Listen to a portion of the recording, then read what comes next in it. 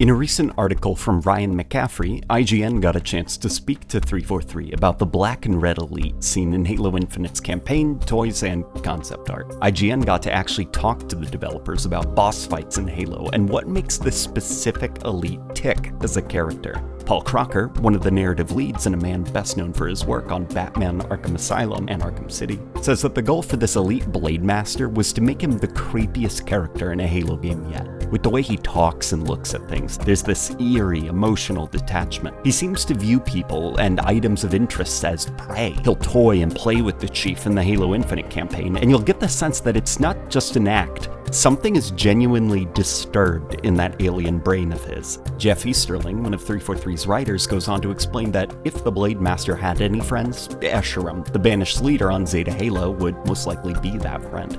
The two have been working together for years, and a level of trust has been forged between the two. Once upon a time, the Blade Master was a member of what was called the Silent Shadow, an elite Spec Ops unit, and during a mission, he sustained crippling injuries. He lost his arm, the left side of his face, and according to elite tradition, he should kill himself. To be injured in such a way is dishonorable. In joining the Banished, he rejected what he was raised to believe and accepted cybernetic augmentations and replacements, banished metal fusing with alien flesh.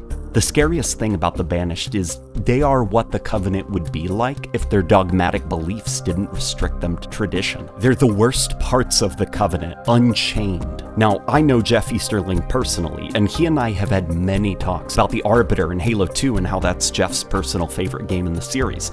The reason that I say this is because Jeff then goes on to say that the Blade Master was written to be almost an inverse of the Arbiter. The Arbiter was an elite who broke tradition, took the high road, and went on to become a positive force of change for the elite species. The Blade Master, though, is someone who just lost it. He shed his honor and beliefs so that he could become a better murderer and killer. He's a dark path that the Arbiter could have taken if he was a crueler person. What's scary also about the Blade Master and the Spartan Killers is that, like the Spartans who inspire the women and men of the UNSC, the Spartan Killers are a beacon of hope for the Banished. They inspire the Banished troops to fight hard and die well. Ryan McCaffrey asked them if the Blade Master would be a boss fight during the campaign, and they confirmed that that would be the case. He'll feature his own unique behaviors and personality during combat, and the interview then ends with a promise of a sit-down with Joe Staten later this month on IGN, so I guess I'll stay tuned for that. Also, for all of you who are channel members, you guys are awesome. Okay, bye, that's it, that's the news.